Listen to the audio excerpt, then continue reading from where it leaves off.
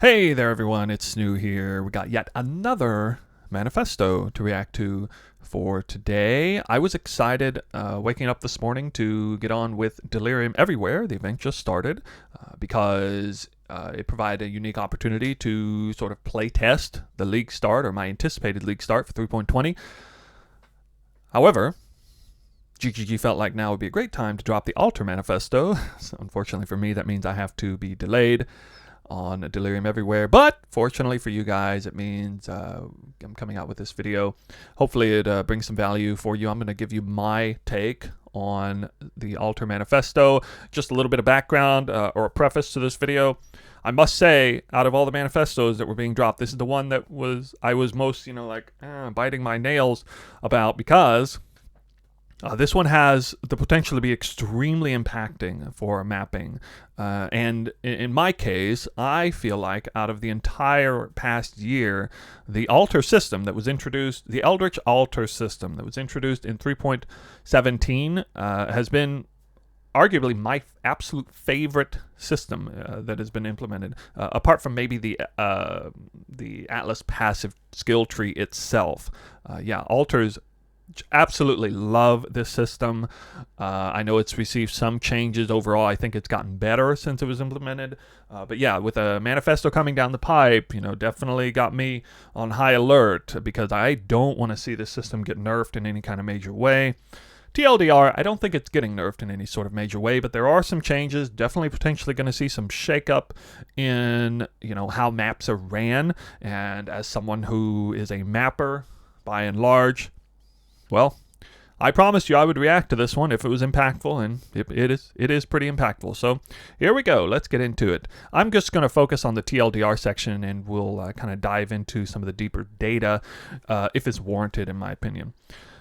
Off the top, it says, in the Forbidden Sanctum expansion, we are making a number of changes to Eldritch Altars, specifically to their rewards, the monster packs they spawn, and the incentives for rushing map bosses before completing the rest of the map. Okay. In addition, we are adding a chance for Maven Witness map bosses to drop an Awakened Gem, inclusive of the Awakened Gems that are typically exclusive to Maven herself. The overarching aim of these changes to try and reach a point where the choice between running Maven Witness maps or Eldritch Influence maps is closer in value, while still retaining the gameplay feeling you've come to expect from Eldritch Altars. So right out the gate, this is nice because we can kind of get a sense of what they cared about the most on the manifesto. And this kind of came out of left field, actually. The whole, choosing Maven Witnessing as opposed to Eldritch Influence. Total no-brainer. Nobody's choosing Maven Witnessing. I mean, who is actually farming map boss invitations? Who is getting more out of that than doing virtually any kind of other mapping strategy that involves Eldritch Altars? Eldritch Altars are amazing. You can farm them exclusively at a low level. Al can go. You can juice up player rewards like crazy on the higher end juicing stuff. You can rush map bosses. You can focus on map specific rewards, even though they're not all that good presently. All kinds of everything and in between. Different ways to take on the altar mechanic, which is why I love it, because it gives a whole lot of added player agency to determine how challenging or easy they want to make the maps, and whether you're farming the maps quickly or slowly, low juice, high juice, you're not very geared or you're ultra geared. It got value for literally everyone, and kind of surprising that they decided that sort of their biggest focus here is going to be to make Maven to put in alignment the Maven Witnessing to make it more appealing, so to speak. They could have went this two different ways. They could have either nerfed Eldritch Altars to the ground, or they could make Maven Witnessing a lot better. I'm happy to announce it looks like they chose the latter option to make Maven Witnessing a lot better. Awakened Gems, that's really interesting. That is definitely going to make that a bit more viable. However, I imagine the bosses, particularly the Maven bosses, are not happy at all to see this change. They're getting a bit screwed over, I think. But well, anyway, let's get into this line for line. Here we go. Altars no longer offer some reward types like gems, influenced items, unique items, or maps. Now, I suppose the average person looks at this line and they say, yeah, these are not particularly good options. Great, you just get rid of them. I mean, I could kind of agree, although I gotta say, maps. I like farming the 8-mod corrupted map sextant. The map altar rewards, whether they're for duplicate maps or Eldritch minions drop maps, have a % chance to drop maps, extremely valuable for that particular strategy. I'm really sad to see that go. It's going to definitely impact 8-mod corrupted map farming in a negative way. I made a video exclusively about that featured on the Colonnade, and you best believe I abused the heck out of that. The altar system, getting extra maps that way. But I mean, in the end, I don't think it's going to have an enormous impact on the number of maps that drop. It's kind of unfortunate for like the lower level player who maybe struggles with map sustain in the beginning. That it was a great way to help you sustain your maps, especially on the first couple days. But anyway, I don't know. And as far as unique items, I don't remember unique items even being an option. Was that an option for bosses only or what? Because I don't remember. Definitely the other two didn't really care about. Gems is kind of nice actually on day 1 and day 2. You can get a lot of gem cutter prisms out of this. Or I mean, you can obviously potentially find some valuable gems that way. Enlightened supports can drop from the gem altar, so I didn't mind it too much. But anyway, this is not particularly super important line on here. We got some more important stuff coming up. The basic currency reward has been split into specific currency rewards. For example, they now have map boss drops 3 Val Orbs instead of map boss drops 3 basic currency items. Okay, I mean, on its face, it's kind of nice. You can identify. I mean, maybe it'll say Chaos Orb sometime. Maybe it'll say Eldritch Chaos Orbs. Maybe it'll say map boss drops 3 Divine Orbs. Well, that could be kind of exciting. But I do have more to say on this topic, but I want to move on for now. It says, altars no longer offer some basic rewards like orbs of augmentation, transmutation, whetstones, armor scraps, etc. I don't see why it's super important to eliminate these from the list.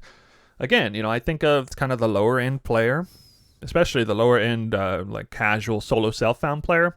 I don't think they're going to like this change. I think they like the fact that they could get extra transmutation, augmentations, etc. Or now, for me personally, at the level I play, I don't.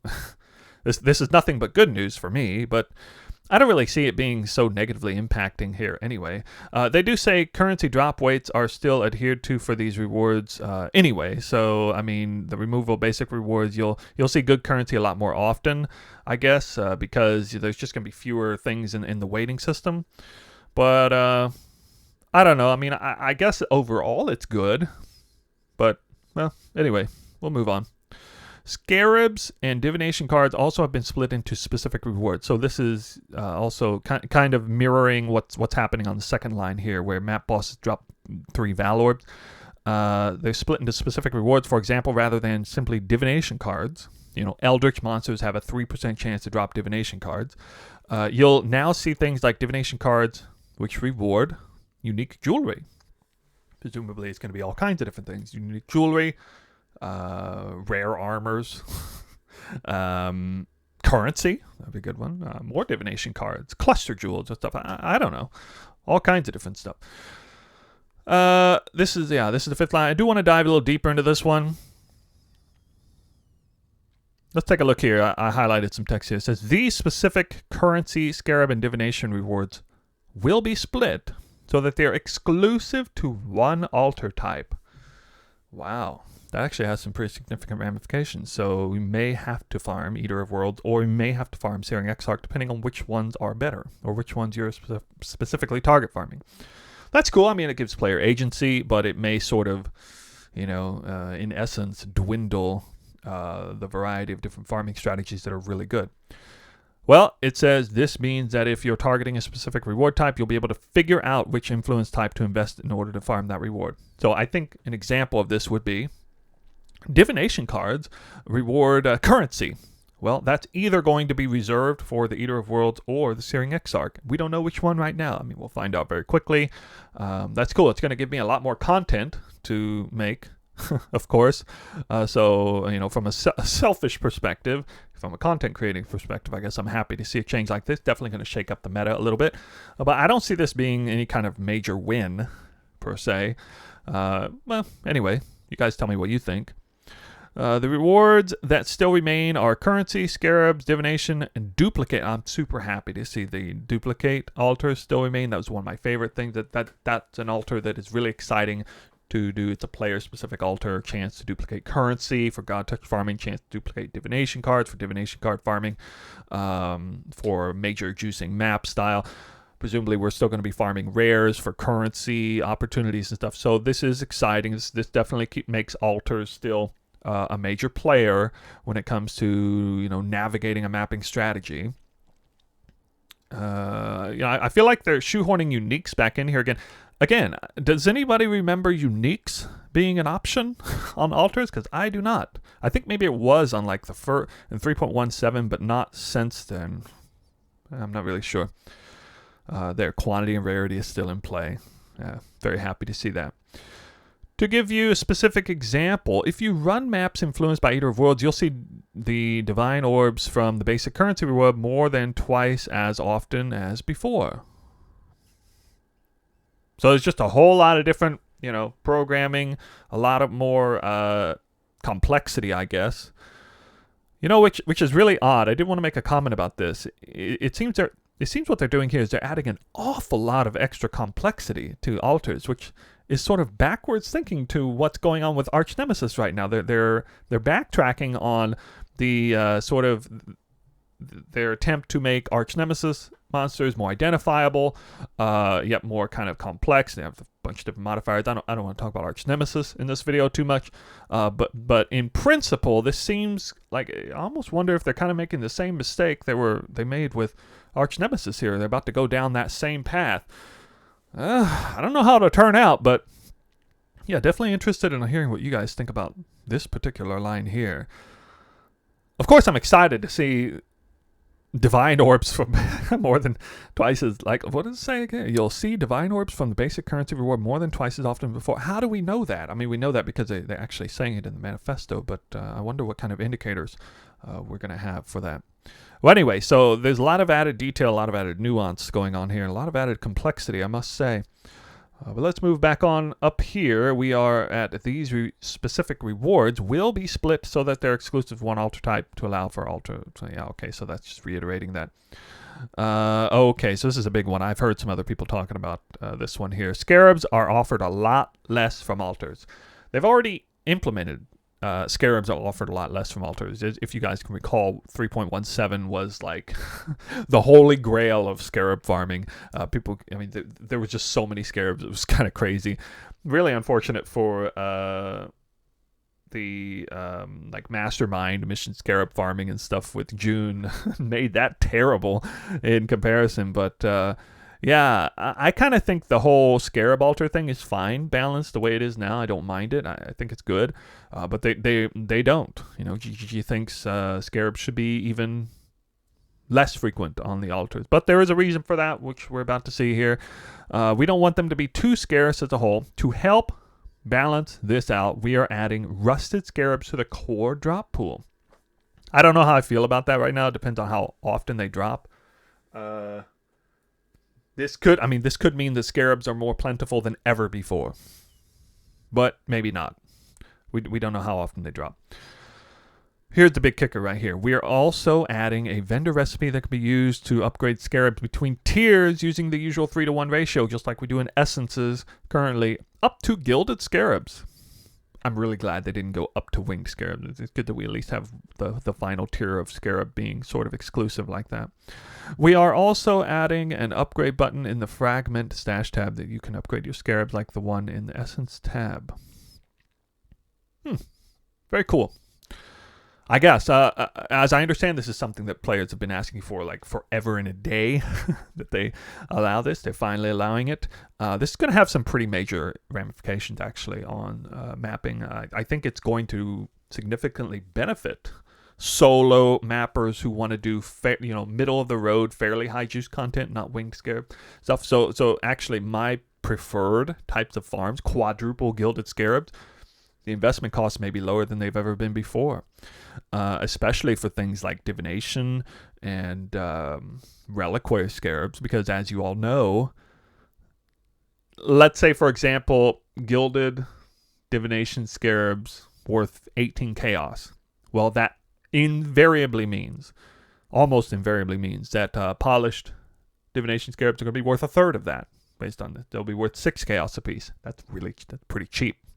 Rusted ones will be worth 2 chaos apiece, which is actually really expensive compared to normal. Right now, the ratio is something like 1 chaos for rusted, 10 chaos for polished, and 20 chaos for gilded, something like that. So the ratios are going to change a little bit on this.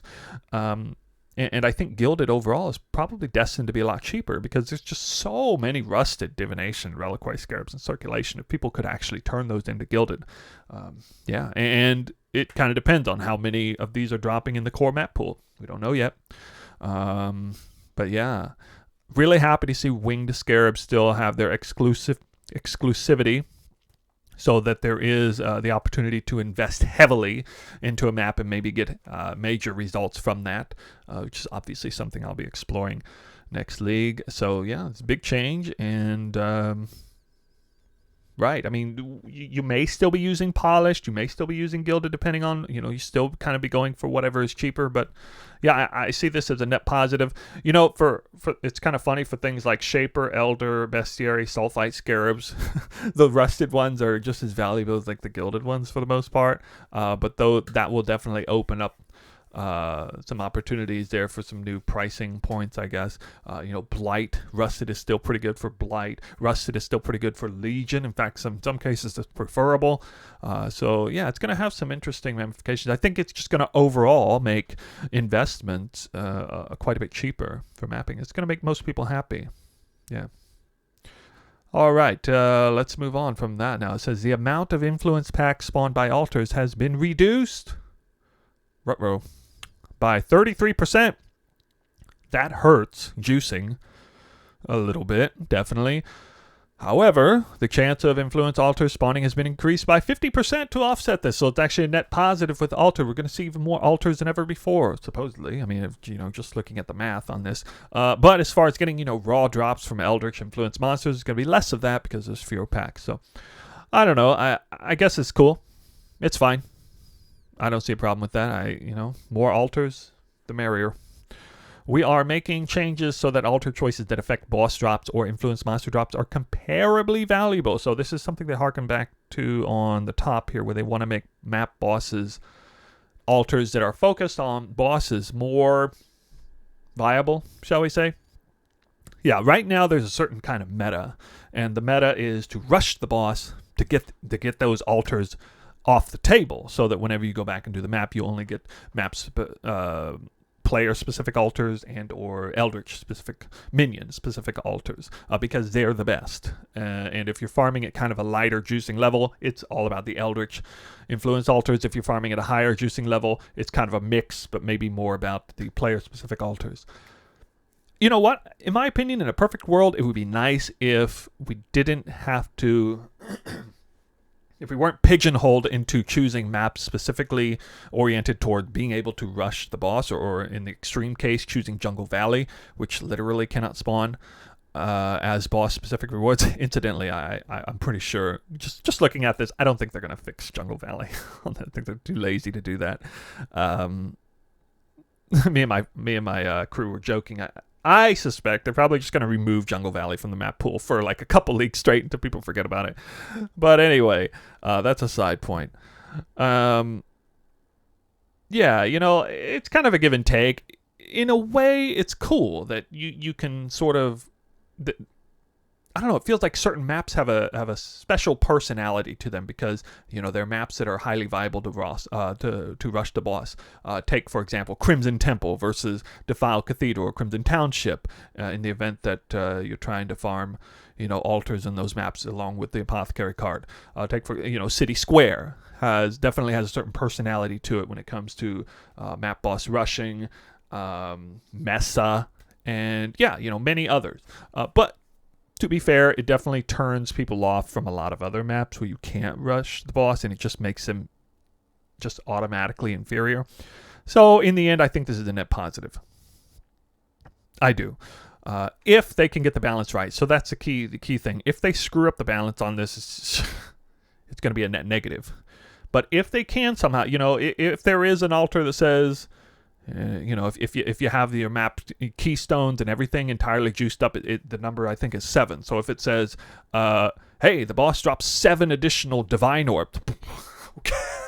All right, I'm okay with boss altars spawning occasionally if that is an option on the table. We'll see. I'm not sure how it'll be yet. All right, we've redesigned the Wrath of Cosmos Keystone. Actually, I want to come down here. It says Wrath of Cosmos Keystone encouraged players to risk a level of danger that was outside their capacity or capability because of how valuable its rewards were. In some cases, it made more sense to die a few times per map than forego the level of rewards Keystone offered. This is not ideal, to say the least. You know what? I actually agree. I actually agree with this completely. I suspect that some people maybe don't agree with this completely, but I thought Wrath of the Cosmos was a little bit off the rails in terms of just how much added challenge it did and the rewards. I didn't think the rewards were out of this world. I thought the downside was a little bit too harsh. However, again, that Keystone had a lot of personality to it, because what it meant is, you know, you would never take this Keystone, even if you're an extremely strong character, you would never take this Keystone if you were doing any kind of high-level juicing strategy that focused on farming anything else. So, I mean, for example, God Touch farming, and like what I recently did 80% daily God Touch farming. Hell no, I wouldn't take this Keystone for that. I'm not going to make myself susceptible to that. I need to click the altars. I need the value from them. I'm not going to get a whole lot out of getting extra grand Eldritch Altars, you know, from the map. But in the event that you wanted to do some lesser juicing or some really fast mapping, yeah, it made sense to combine Wrath of the Cosmos with some other thing. You might die a little more often, no big deal.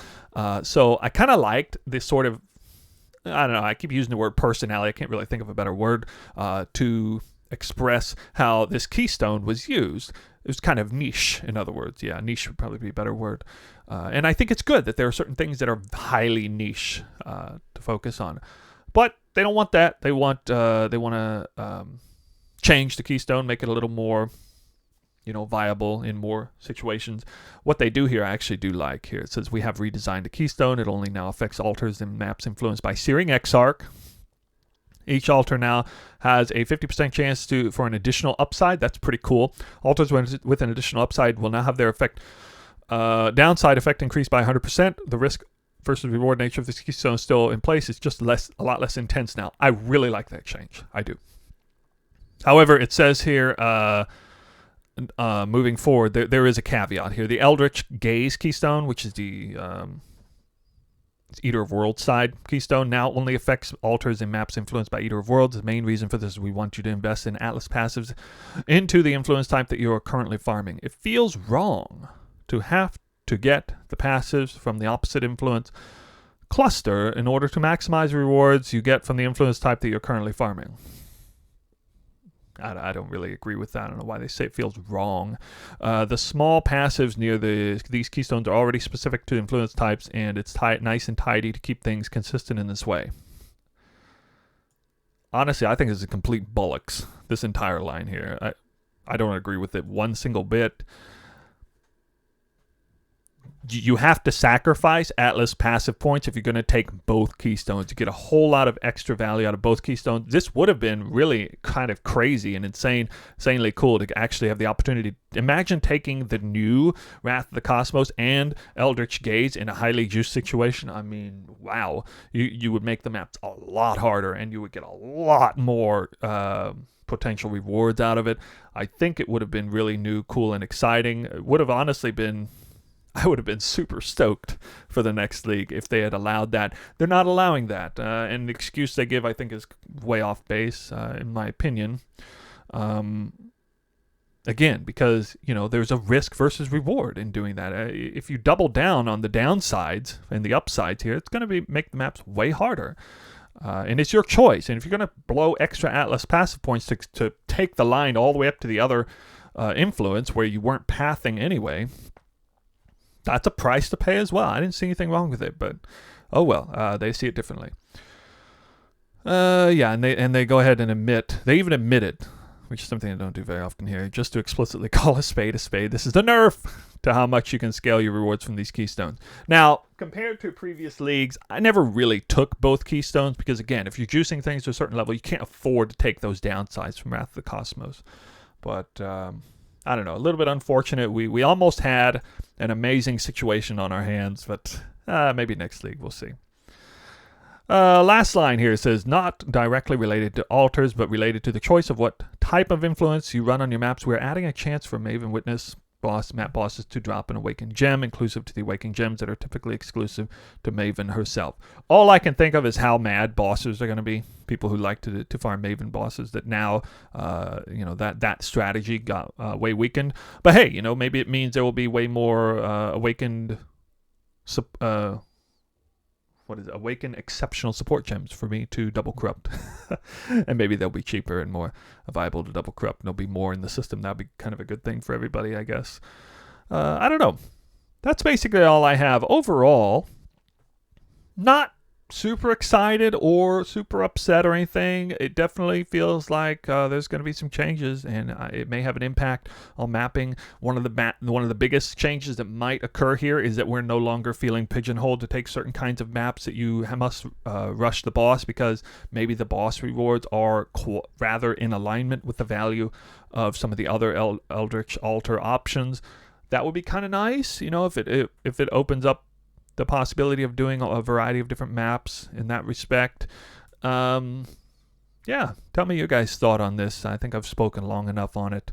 I'm certainly excited for 3.20 either way. I can breathe a sigh of relief in knowing that altars were not nerfed to the ground. That was, of course, going to be my biggest concern, that they might have just nerfed them to the ground, because they are very powerful. But it looks like GGG wants them to retain a lot of their power. And I'm happy, because there's a wide variety of different strategies that can be developed around this. I mean, this past league alone, you can make 10 divines an hour just farming altars almost explicitly with a grand design strategy. So it looks like that's going to hang around for the most part. Yeah.